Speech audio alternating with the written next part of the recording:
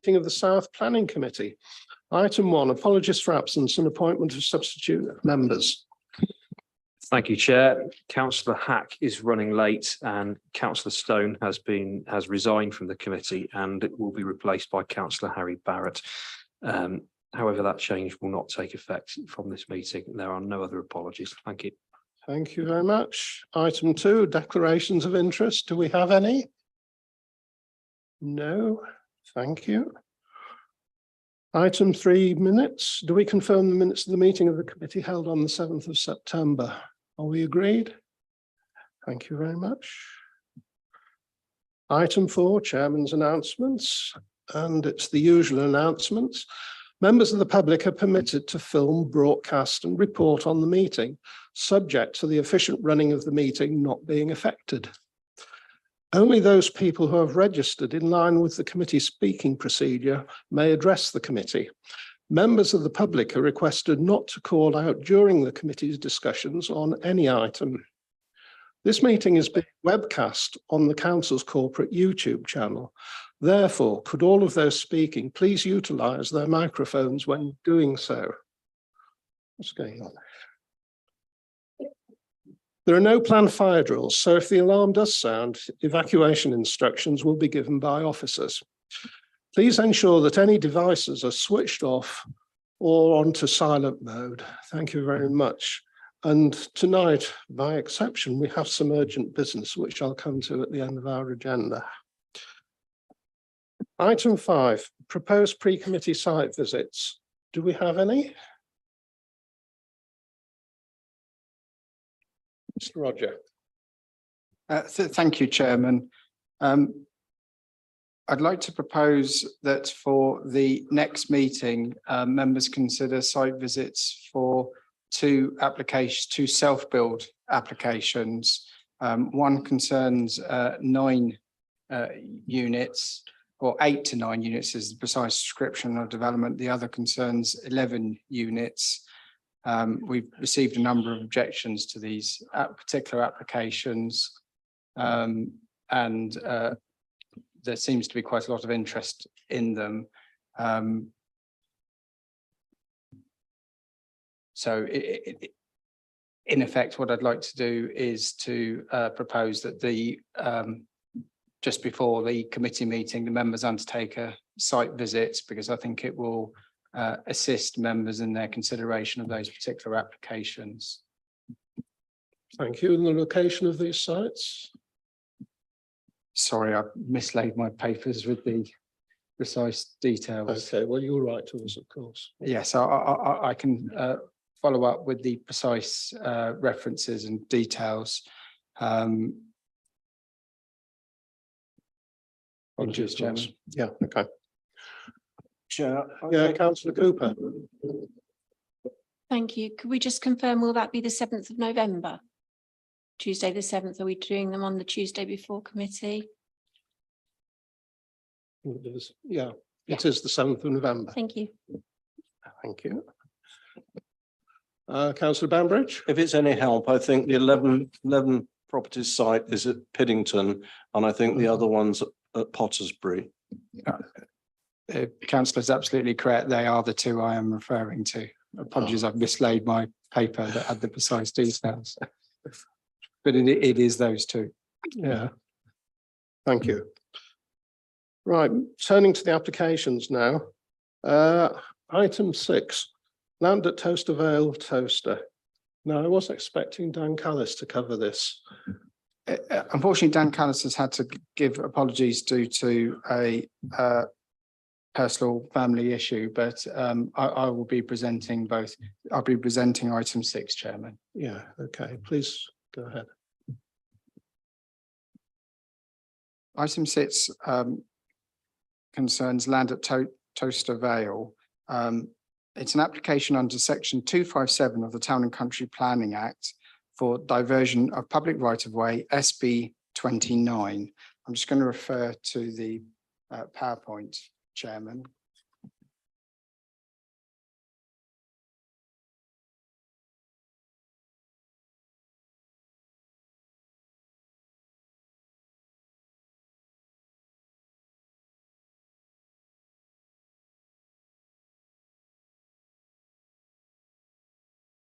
So application S 2007-0374, a 2007 application, was an outline application for the creation of a new mixed-use neighbourhood at Towcester comprising 2,750 homes, employment land, a local centre and a variety of other uses as set out on page 11 of the agenda.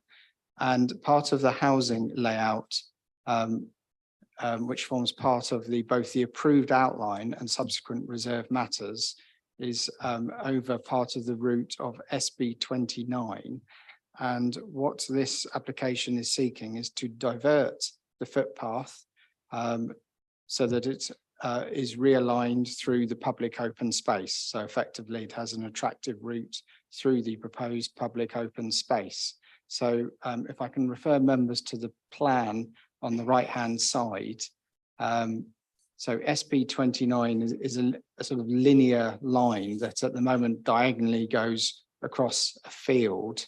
I will show some photographs in a minute. And the proposal is simply to realign part of the footpath so that it has an attractive route through the public open space. This is an extract from application WNS 2022-2365 which is one of the reserve matters phases. And I've just included this because it shows a large portion of the open space on the right-hand side in green. And effectively the footpath, if you look at the sort of just to the right-hand side of the housing area, there's a footpath right on the edge of the open space. So there's a pedestrian route. So the diverted footpath would in effect run along the edge of the open space. So I'll just go back to the this particular diversion plan. So this is the submitted plan of the diversion, which shows, so the section I just showed you is effectively A, B, C, D, and E on the bottom half of this plan, going through the open space. The proposed diversion has been subject to consultation, and the Ramblers Association, who are a key consultee on such diversions, have raised no objections to the proposed route. In the written update, there is reference to the definitive rights of way team. So they aren't objecting. They did raise a point about the grid references and footpath width, but they don't have any concerns with the diverted route. So just to clarify those particular points of detail, the officers will ensure that they are picked up in the final order. So the recommendation to you as a committee is that an order be made pursuant to section 257 of the Town and Country Planning Act to divert path of public footpath SB 29, and that this is subject to delegated authority to the Assistant Director of Planning and Development to resolve any outstanding objections and to confirm the unopposed order. In the event that objections remain and the draft order is still opposed, to seek delegated authority for the Assistant Director of Planning and Development to refer the matter to the Secretary of State. So this is the standard set of recommendations we do on a footpath, where effectively we're seeking authority to proceed with an order if it's unopposed, but it gets referred to the Secretary of State if it's opposed. What I would also say is there were two residents who initially had queries regarding the footpath. Further clarification was given to those two residents and they confirmed that they weren't objecting. This is referenced in the body of the report, that particular correspondence. So just to conclude, Chairman, the recommendation is set out on the bottom of page 11. Thank you, Chairman. So I'll just show the photo. Sorry, I forgot. Apologies. So I don't think these photos, if I'm honest, are that helpful, because what one needs to perhaps focus on here is more the proposed layout of the of the housing rather than these particular photographs. But I guess what they do show is that it's effectively a sort of diagonal route across a field at the moment. Those particular photos were taken in October 2021. I think it's important to note. Thank you, Chairman. Sorry, I cut across you. That's all right. Thank you very much. Are there any questions for Mr. Roger? Councillor Pritchard. Thank you, Chair. When you actually look at the footpath, two questions actually. When you look at the attenuation pond, how deep will that be? The proposed diversion is intentionally avoiding, is close to the kind of road edge to avoid any level changes. So I don't know the precise depth of the attenuation pond, but the diverted route is intentionally avoids the attenuation pond so that in terms of the new route, it's effectively as flat a route as it can be. Will there be a fence around the attenuation pond? So that particular reserve matters is a quite recent, it's the 2020 WNS 2022-2365 MAR that was approved in February 2023. So I don't know whether the final sort of whether any conditions have been fully discharged on that. So apologies, I don't know the specific details of that, although what I would say is that the route in itself avoids the attenuation pond, so I'm not sure it would be a sort of issue in itself. Is it a relevant matter to the decision that we're considering today? I don't think so, Chairman, because as I say, it's intentionally sited away from the attenuation pond. It was just that knowing what children are like, particularly going round footpaths and so on and so forth. Anyway, If I want to, I think it's a separate matter to do with the landscaping details of the attenuation pond. Okay. I could certainly take it away, but I wouldn't. I don't think it's relevant to Okay. your consideration of the diversion. my last question is, when you look at the footpath going across the road, will there be any pedestrian crossings across that road?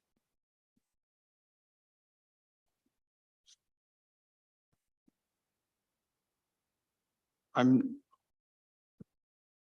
not aware of any specific pedestrian crossings that directly relate to the diverted footpath. But at that particular location, it's crossing an estate road. It's not sort of crossing the A43 No, or I anything. appreciate it. I appreciate it. It was just that whether there's any, sort of any intentions of having any sort of, route across, because obviously footpaths, you've diverted it around and presumably it will get reasonably heavily used.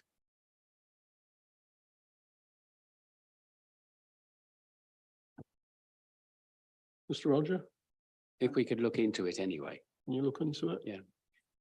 Yeah, I think that's perhaps, yeah, so I think these are points to do with the wider layout that I can definitely take away because the reserve matters is a recent consent, so yeah, I can definitely sort of, I can take notes and take these matters away and liaise with Dan, who'll be dealing with all conditions and matters pursuant to this. Yeah, Sorry if to you would, put you in please. the position. I appreciate that Dan is not here, but at the same token, if you could take those away and then come, that would be super. Yeah, Thank you. We'll take notes. Councillor Councillor. Barter. Obviously, the footpath is quite a lot longer than the present one, which I imagine isn't a problem for people who are just out for a walk. But looking at the map, am I right in inferring that if someone wanted a shorter route, it's simply available along public highway? It is, councillor. So in theory, one could walk along the pavements around the estate and there might be a slightly shorter route, but the diversion is, how can I put it? It's the most attractive route in terms of of diverting SB 29. It seemed a logical approach for it to follow through the edge of the open space. Thank you. Councillor Clubley. Yes, as Ward Councillor for Toaster, I know this matter has been discussed with at Toaster Town Council. They have no objection. They're quite happy with the proposed route. And from my perspective, I'm happy to go with the planning officer's recommendation. Thank you very much. Councillor Sharps. Thank you. I'm going to pick up on something that Councillor Pritchard said, because it's to my actual question is regarding the crossing. When previously I've seen footpaths smoothed and they go directly across something like this, they can get lost. So you lose the sort of delineation of an actual footpath, and that can cause problems when it comes to crossings later on. So I agree that we do need to pick this up in reserve matters and conditions, because otherwise you are literally just losing that footpath, and parents and children will be using this. And so therefore we do need to make sure that at the correct places across it, we have enough space, wide enough footpaths, for all of those reasons that we're going to expect people to walk. That's part of what we want them to do in the future. So I want that to sort of resonate, that we are asking people to walk in the future, so we don't want to lose this very valuable footpath. Thank you. Mr. Roger. What I can perhaps also say, perhaps give some slight reassurance to the committee, is the definitive rights of way team have asked officers to further liaise with them in terms of the details of the final order, and we will certainly do that as referenced in the written update. Thank you.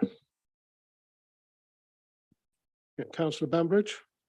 Yes, very quick question. Is there a surface finish proposed for this, or are we just looking at the red line? I can confirm that you are just looking at the red line. I don't have that there isn't, the submission is effectively the red line, which I think is parts of the reason why the definitive rights of way team have asked for some further engagement. So there's clarification over path width and some of the final. I was going to say, is it details. likely to be a sort of gravel finish 2 metre wide strip defining it? Is that likely? There is reference to it being 2 to 3 metres wide, and in response to that, the definitive rights of way team have said that they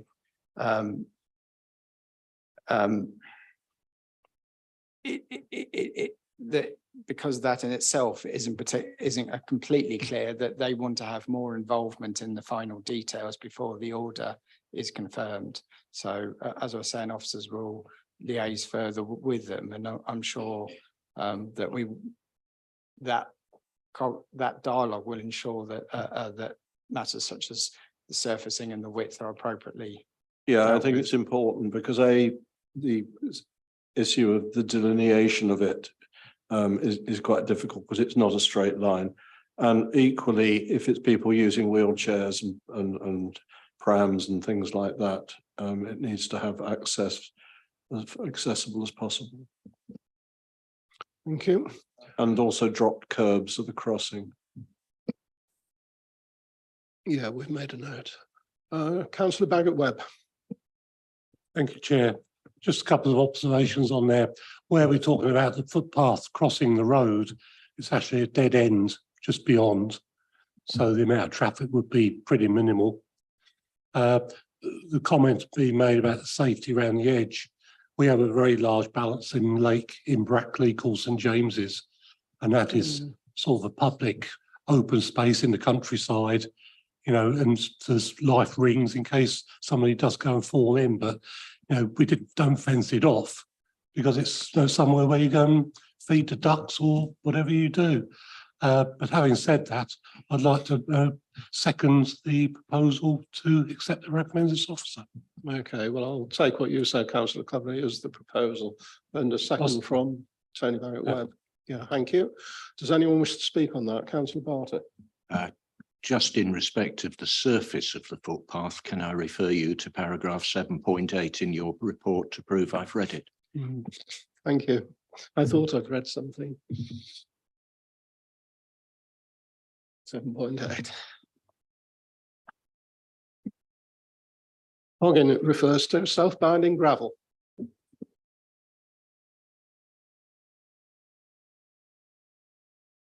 So we have a proposal before us. All those in favour, please show. Those against? None. Any abstentions? One. Thank you.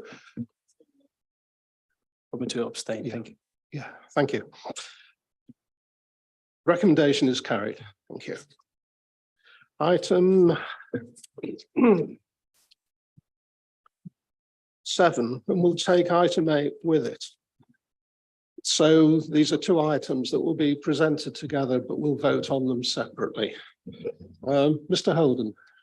Thank you, Chair. Yeah, this is Beethoven House, a listed building in Northampton Town Centre. Proposal for change of use of the upper floors of the building to a house in multiple occupation for 15 residents. These would all be a single room, so 15 rooms, 15 occupants, all en suite, 2 communal kitchens as well. Ground floor would remain in use class E, which is the current use of the whole building. There's been revisions for this scheme since first submitted. Originally, it was to be the whole of the building, including the ground floor, for a 20-person HIMO, with 4 of those being shared rooms.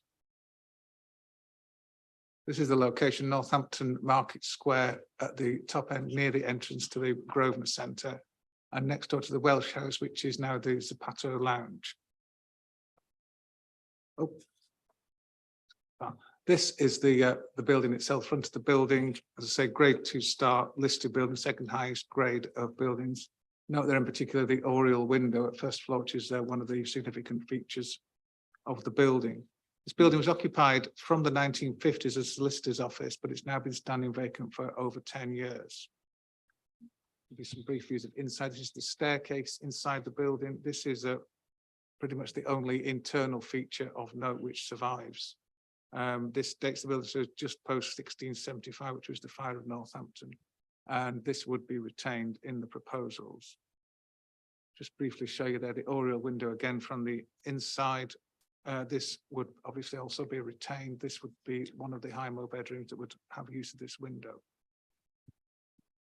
And just briefly, there's the rear of the building to show you the sort of state that it is in at the moment. So in terms of the proposals, the ground floor, as I say, would be use class E across most of the ground floor. As I say, originally had been proposed for this to be part of the HIMO use. This is not an acceptable use, obviously, for the town centre of Northampton on the Market Square, so it now will be use class E. Use class E is quite a wide range of uses allowed, but this will be restricted by condition to main town centre uses only, which are appropriate for the location. This would also exclude some of uses which are main town centre uses, but not use class E. So public house, nightclub, casino would be excluded. The exact use is not defined for sake of flexibility to give the building the best chance of use. It's envisaged a restaurant would be probably a good use for it. That would then potentially also allow seating out on the Market Square, but that would need further permission. So the upper floor would be converted into the 15-bedroom HIMO. This is, again, residential on upper floors is an acceptable use in the town centre. There's no policy that says that can't be a HIMO. So that's just assessed against the HIMO supplementary planning document. The report goes through in detail all of the points in that document, and it does comply with all of those criteria. So the entrance would be from a new door at the front of the building. Residents of the HIMO would go through the passageway, out of the back and up the staircase. So that then requires an extra door to be added to the building. As you can see here on the elevations, currently there's no door. This would be on the right-hand side of the building. As you look at it, an additional door. This was previously on the building. I'll show you here a photograph from the 1960s. So there was a door there. This was there at the time of listing in 1952. It was added in the 1920s, removed in 1973. So we're going back to a previous state of the building and as it was when it was actually listed. And it's not quite the building as it originally was, but putting this door in gives it a viable use, gives a use to the upper floors, which is going to be difficult otherwise. Just take you through some of the floor plans. First floor is HIMO bedrooms. All of these, see this size there, they all exceed the floor space requirements for such bedrooms. There's 2 communal kitchens as well. Second floor, again, further bedrooms, also a fire escape into the neighbouring building. And similar again on the 3rd floor. As mentioned as well, to the rear of the site will be refuse storage, cycle storage for the HIMO, as well as back to the floor plan. Refuse storage for the ground floor use as well. And the ground floor use all the refuse would actually go through the Grosvenor Centre. There's passageways through the Grosvenor Centre. This links into those, so that wouldn't be a problem with the refuse in the Market Square. So I think that's it, Chair. I think that describes it. Thank you very much. Oh, yes, sorry, I was just saying, I'm passing over to James. He's got some comments on the conditions. So thank you, Chairman. There isn't a written update, but just some very minor changes to a couple of the conditions, if I can make them verbally. Condition 5, this is one of 2 noise mitigation conditions. The last line of this is actually superfluous because the first sort of first sort of 6 to 7 lines of the condition effectively require a noise mitigation scheme and that be maintained thereafter. So the last line I'd like to delete. And condition 6, the 4th word, the word new needs to be deleted because it creates sort of ambiguity when actually we just want to say no development shall commence. And then finally, again, very minor, condition 10, where it says town centre uses in line 2, it should say main town centre uses. This is just simply referencing the precise text in the National Planning Policy Framework. So the recommendation is to approve both is to make those changes, Chairman, to the planning consent, and that's recommended for approval. And then also officers are recommending approval to item 8, which is the listed building application. Thank you, Chairman. Thank you very much. And we have a speaker for these items, Alex Putjatins. If you'd come to the public speaking position in front of me here and turn the microphone on, there's a button in the centre of the console there. Please speak when you're ready. And you have 3 minutes. Good evening, councillors.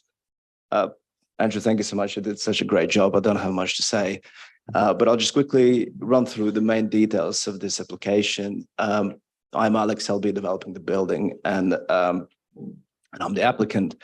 We run a student brand called Student Living Northampton, which you may have seen in town, which is a luxury student accommodation. We manage more than 100 rooms, and I've been to this room many times, but in Guildhall as well. About the building, this building has been empty for more than 10 years. It's getting badly damaged. We didn't see it on the pictures, but there's been roof issues, so all the water is leaking on the listed staircase as well. So it really needs some attention. So we had an opportunity to get the building and bring it to use. And we worked with conservation officers a lot to make sure the listed building side of things is fine. We will also have a condition to record with archaeologists when we do building work, anything that's listed, anything that's visible and historic will be recorded, and we are conditioned to do that. Commercial use on the ground floor, as we said already. The reason we have students at the top, it's actually a regeneration section comment, which they wanted to see the building as a commercial on the ground floor, which is town center use, with students at the top, because apartments wouldn't be too viable. There's no parking. Students are the ones that can live there. They don't need parking, and they can go to university, and they can add to the new Market Square development as well and visit all the cafes that we're going to have there. And I think that's quite it, and we would love to start it quick and finish it before Market Square development is done, so we can bring this beautiful building back to life. Thank you so much. I'm happy to answer on all the questions you may have. Thank you. Thank you very much and nicely timed. Are there any questions for Mr. Putschakin? Thank you. Councillor Clubley. Yeah, I just would like you to clarify that the intention for the accommodation is that it is going to be let to students only and to no other people. From planning perspective, the use is HMO. So planning will allow us to let it to everybody.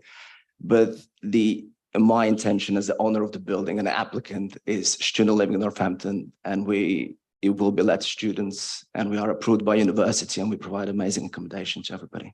Thank you. Thank you very much. Any further questions? Councillor Bambridge? Yeah, can you put up the ground floor plan on the thing, please?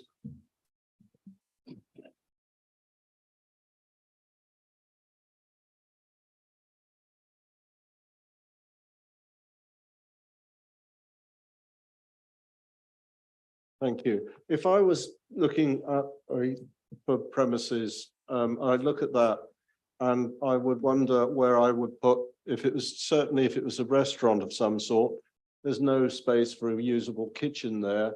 And also there's very little space for stock. So what, apart from the purple area, is available on the amenity use, the amenity white bit at the top, that would be possible to use for kitchen or storage or something? Because otherwise I really don't see that there'd be a great interest in letting that out as a business. Thank you, Councillor Bambridge. Myself, I was a restaurateur and I had a restaurant on Derngate, 19 to 21. It used to be called Foodies Rocks. So I know about restaurants a little bit. The way this will work as a restaurant, so the front area will be the area for people to sit. Then you have toilet area on the right side, and you have a kitchen area on the left, and there's exit to the bin area too.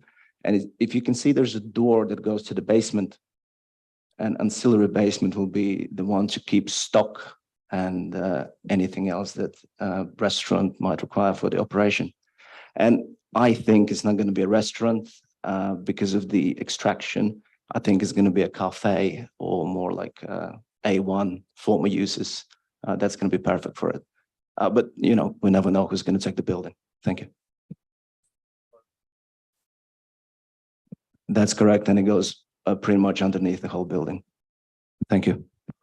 Are there any further questions? Councillor Pritchard? Thank you, Chair.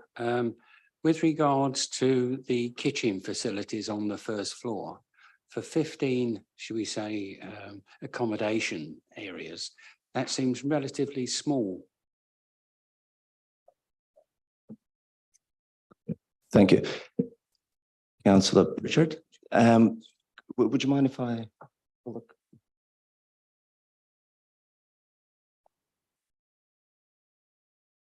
Thank you. I'm going to say it from the top of my head. The HMOs, they have, there's an amenity guide for HMOs that determines the amount of communal space required for accommodation. From the top of my head, 16 square meters for 10 people, if the bedrooms are more than 10 square meters. So that will be the blue kitchen. And for another 5 rooms, again, if it's more than 10 square meters, you would only require a 7 square meter kitchen diner. I would like to bring your attention as well that the room sizes are double at the least of the minimum standard of 6.5, excluding en suites. So all the rooms are more than double minimum required standard for the HMO accommodation. And very last question, what is the difference between standard student accommodation and luxury student accommodation?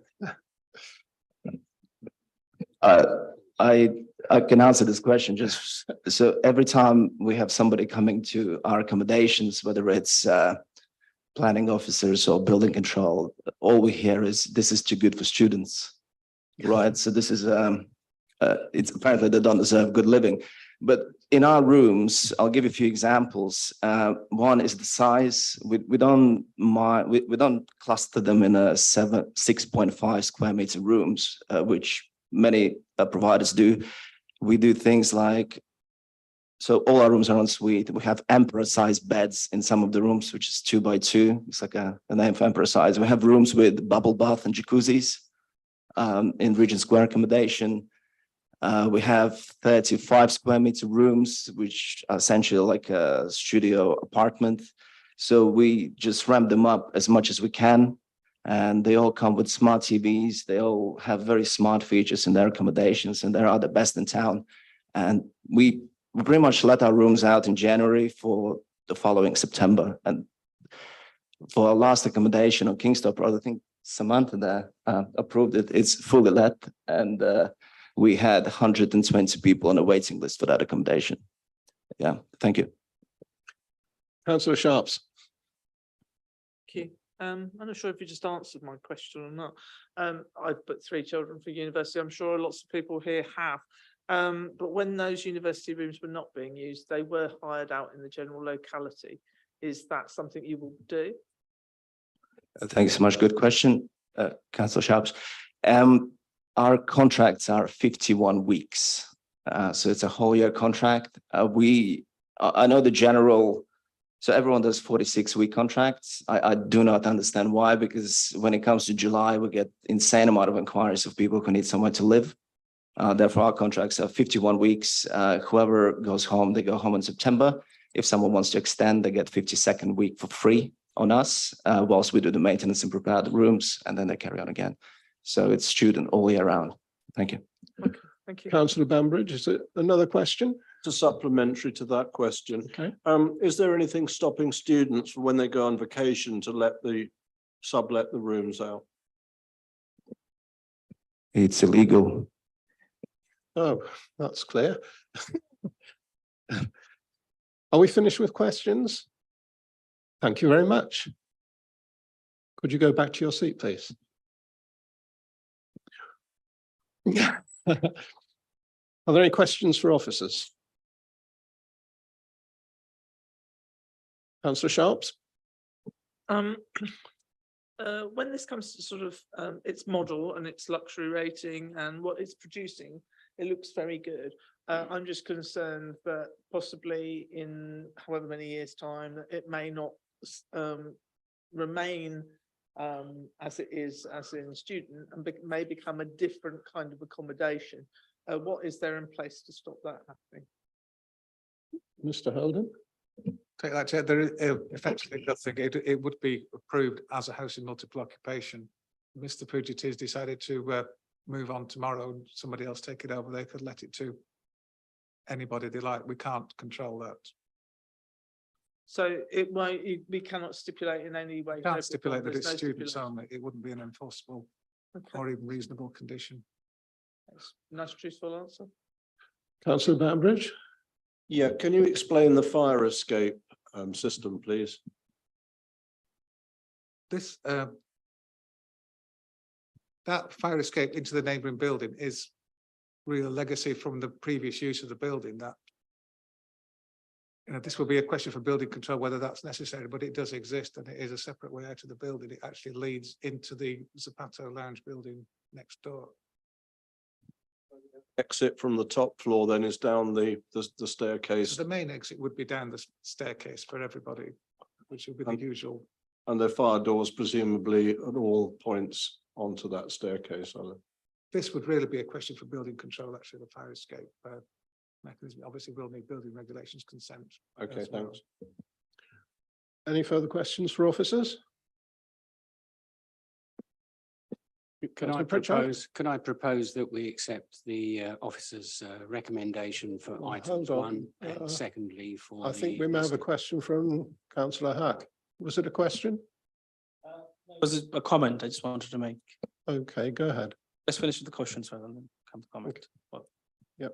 Okay, go ahead, make your comment. Can I make a comment? Yeah. I'm not entirely happy with this development, Chairman. There are a number of reasons. I know my colleague has called in, but she couldn't make it today. One is that we are redeveloping the town Market Square. And we're going through a phase that we're bringing the town Market Square into a live. Do we need to have HMOs right next to it? One, I do know the student living accommodation, they provide a very high quality student accommodations. But that location, grade 2 listed building, in my view, it's not right location. It doesn't fit in with the rest of the properties. On that basis, I will be voting against officer's recommendation. Thank you, Chair. Thank you very much. Councillor Pritchard. As I mentioned before, could we please go forward and accept the officer's recommendations for items, this particular planning application, and also secondly, the listed status of that particular building? Subject to the condition changes. Subject to the condition changes. Thank you, Chair. Councillor Bagot-Webb. It's probably linked to my colleague here.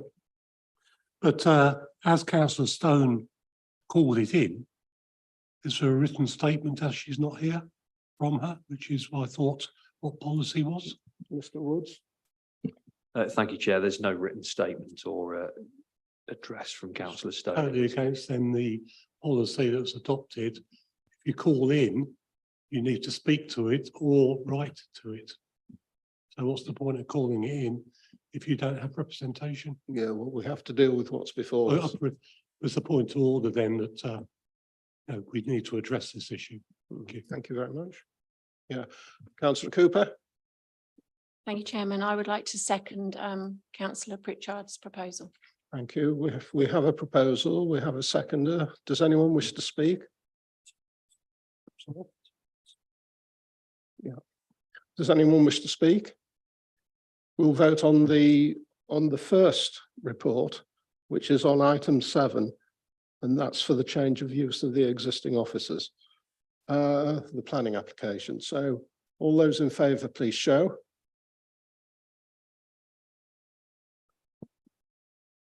Thank you. Those against?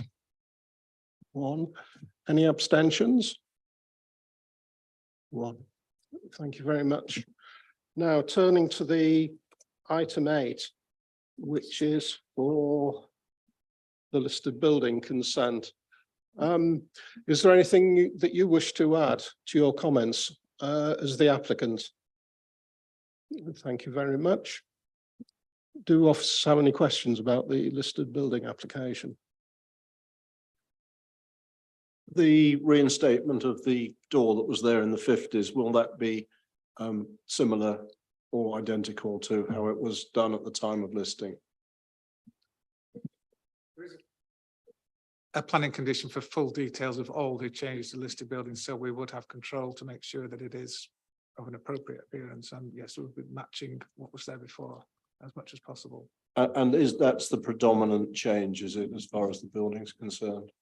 Main changes to the building, I'll take you back to the elevations, are the doorways, 1 doorway on the front, 2 doorways on the rear. And then there would obviously be internal subdivisions, partition walls and so on, but internally, there's really not a lot of interest left. So, they wouldn't be seen as causing any harm, but there would be full details required of all the significant changes by condition. Thank you. That's put my mind at rest. Any further questions on the listed building application? Okay. Does anyone wish to speak on it? Do I have a proposer? Councillor. Oh, apparently Councillor Pritchard is proposing it and Councillor Cooper is seconding it. So does anyone wish to speak on that? All those in favour, please show. Thank you. Those against? 1. Thank you. The application is approved. So we're up to item 9 now, the Plough Hotel in Bridge Street.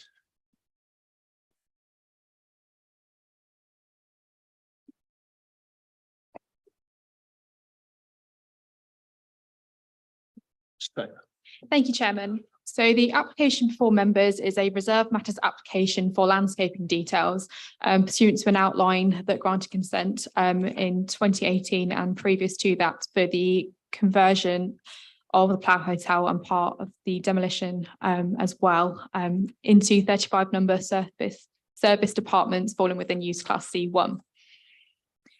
So this is the application site. For members that did attend the site visit, I think last month or the month before around the Carlsberg factory, we did actually walk past this site leading up onto Bridge Street where we viewed the former site.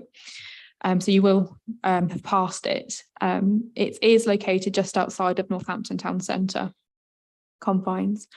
So this is the application proposal. So it's really just the landscaping on the ground floor. So it's the surfacing to the parking areas and then the couple of green spaced areas in the proposal. So there is delineation and demarcation between the different surfaces for parking and pedestrian areas around it. So I've just picked out a couple of extracts from those plans just to show you in greater detail how the surfacing materials will be laid out between the different areas. It's this type of proposal. Thank you, Chairman. That's the presentation concluded. Thank you very much. Are there any questions on the presentation? No. Councillor Hack? Yeah. Do you wish to speak on this application? Does anyone else wish to speak? Well, we have a recommendation before us. Just to clarify, the recommendation is for approval. There is only the one condition relating to the approval of details. I didn't have those to hand due to some technical issues when I drafted the report, and for that reason, the list of approved documents is included within the update papers, but it just goes to the same condition wording subject to those plans as per the update paper and the committee report, Chair. Okay. Yeah, thank you. Councillor Barter? Simply to say that I'm pretty familiar with this area, see the Plough Hotel almost every time I drive into Northampton. It's often struck me as a building that should be much more of a feature than it is. And if this helps, jolly good. So I'm happy to propose. Oh, thank you very much. Do we have a seconder? Thank you very much, Councillor Hack. Does anyone wish to speak? All those in favour of the proposal, please show. Unanimous. Thank you. Those against, not, no abstentions. We're now up to item 10. The Market Square North. Oh, sorry, we've done that. Yeah, item 10 is withdrawn, so we move on to item 11, St Andrews Healthcare. Thank you, Chairman. So the application has been brought back to the committee following a resolution to grant consent subject to the planning obligations to secure contributions towards the NHS and primary healthcare improvements. It was determined by the former Northampton area back at the beginning of the year. On the 4th of April. Unfortunately, since that time, we have been unable to reach the applicant or their legal advisors in order to secure the obligations through a Section 106 process. For that reason, we are returning the application to members to determine recommending refusal of the application on the basis that we've been unable to secure the necessary obligations needed to make the development acceptable because of the lack of contact. There is an updated recommendation within the update papers just to try and give the applicants a further month to come back to us and try and move the Section 106 forwards, as we were satisfied with the technical matters with regards to the proposal. It's just because we can't reach them regarding the Section 106 and the planning obligations necessary to make the development acceptable. I do have the plans, but I wasn't planning on running through them. It would just be if the recommendation changed from the officer's recommendation as set out in the update papers, Chairman. Okay, thank you. Are there any questions for officers about this?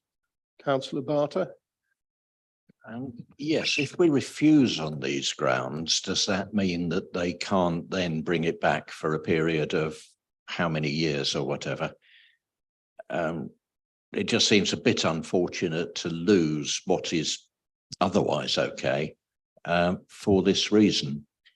So if there is anything that gives them some lassitude about bringing it back, I wouldn't mind refusing now. If there isn't, and it's years before they can try again, I quite like us to give them another month or so. Okay.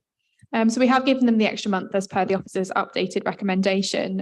In regards to returning applications, it's up to the authority whether or not we were willing to accept a like-for-like application. So we don't have to accept it if it's like-for-like, but in this case, because of all of the technical matters being acceptable, I don't think that would be the position of the authority, and we would be quite willing to have the application come back. That said, if they were to change the plans in any way, we would have to accept that application coming back. So for instance, if they made a minor variation, that would be different to what we'd previously considered, and we would have to accept the application. So they could resubmit something identical and it's up to you. Yeah. Yes. That's fine. Councillor Bagot-Webb, is it a question? Oh, I thought you were. Councillor Pritchard. Obviously, from this particular application, I don't think there's an awful lot to discuss. I think it's one of these things where it's a pity that when you think we're talking about supported living, that the applicant hasn't pursued it to that extent, because we're desperately in need of this type of accommodation. So therefore, I would propose that once again, we give them an additional month with regards to respond. And then if not, presumably, does it come back to committee or does it just fade away? Just to clarify, we are seeking authority tonight to refuse it, but as outlined in the written update, we won't do it for a month to kind of give them a final chance to engage with us in effect. As you quite rightly say, we will refuse, or I propose that we refuse the application and obviously substantiate that within a month.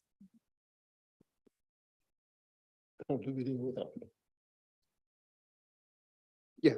I Is mean, that all I'd say is, reflects what the amendment so does? the amendment is Right. basically asking your authority to refuse, but after we've given one more month where we will make further efforts to engage with them, and if they don't engage at the end of that month, we refuse the application for the reasons set out in the report. So you're satisfied with that? Very much so. Thank you very much. So you've proposed. I propose that propose. exactly what we've just agreed Yeah. between us. Right. Okay. Thank you. Okay. Thank you, Chair. Do we have a seconder? Councillor Bambridge, does anyone wish to speak? All those in favour of the proposal, please show. Thank you very much. No one against? No one abstaining? It's carried. Thank you very much. And now we turn to our exciting urgent business. Mr. Everard.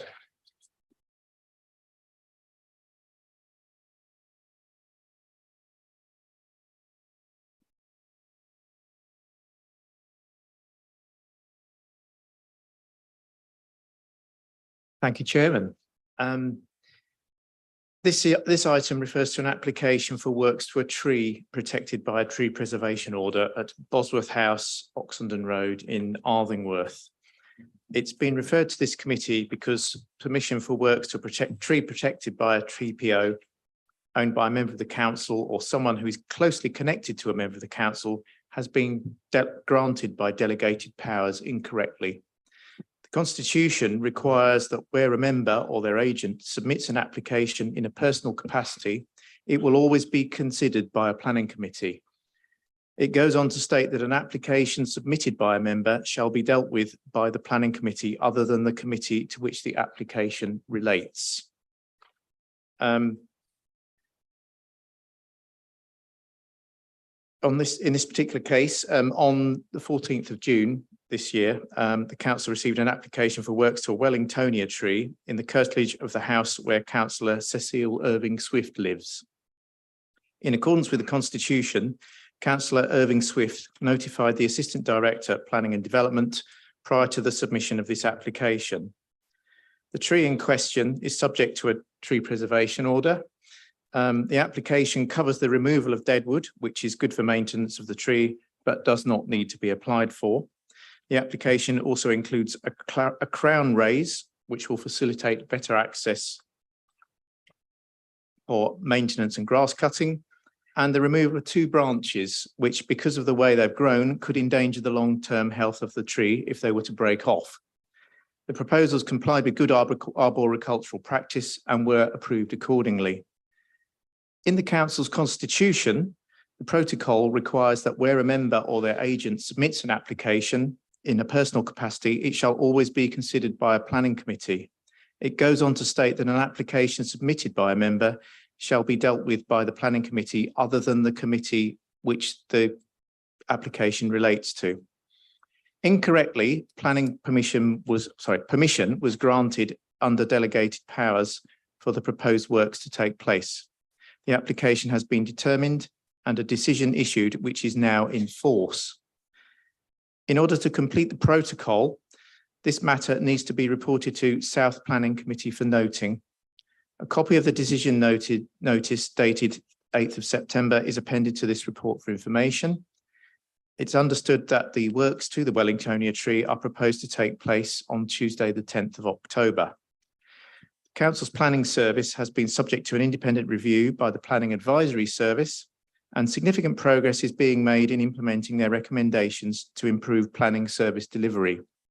In addition, a major restructuring of the planning service is underway, and accompanying this, various process reviews are occurring. These actions should ensure that the necessary staff, processes, and protocols are in place to significantly reduce the likelihood of such errors occurring in the future. Thank you, Chair. Thank you very much. Any comments on this? No one wishes to speak. We have a recommendation before us. That is to note the committee report and the decision to be made. Are we all agreed on that? Those in favour, please show. Thank you. Those against? None. Thank you all very much for coming. With that, I'll close the meeting at 5 to 7. Thank you very much.